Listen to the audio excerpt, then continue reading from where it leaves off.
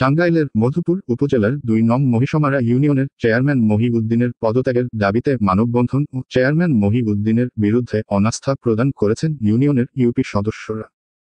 তার বিরুদ্ধে বিভিন্ন দুর্নীতি, অনিয়ম, স্বেচ্ছাচারিতা ও সন্ত্রাসী কার্যকলাপের অভিযোগে মানববন্ধন ও অনাস্থা দিয়েছেন ইউনিয়ন পরিষদের ইউপি সদস্যরা।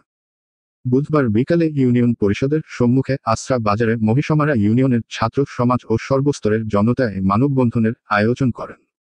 এ সময় ইউপি সদস্যরা উপস্থিত থেকে অনাস্থার ঘোষণা দেন।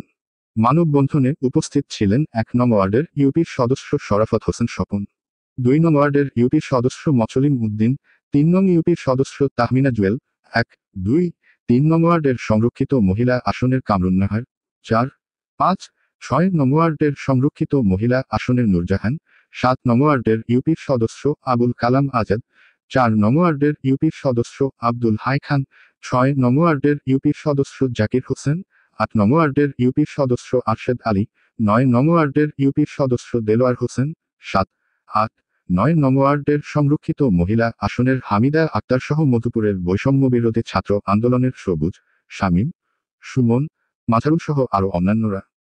এ সময় ইউপি সদস্যরা সম্মিলিতভাবে মহিষমারা ইউপি চেয়ারম্যান মহিউদ্দিনের বিরুদ্ধে অনাস্থা প্রদানের ঘোষণা দেন।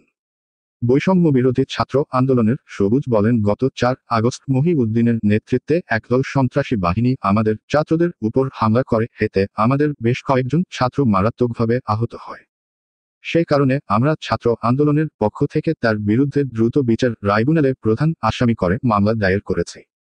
তাকে দ্রুত সময়ের মধ্যে গ্রেপ্তার করে আইনের আওতায় আনার জন্য তিনি প্রশাসনের নিকট জোর দাবি জানান।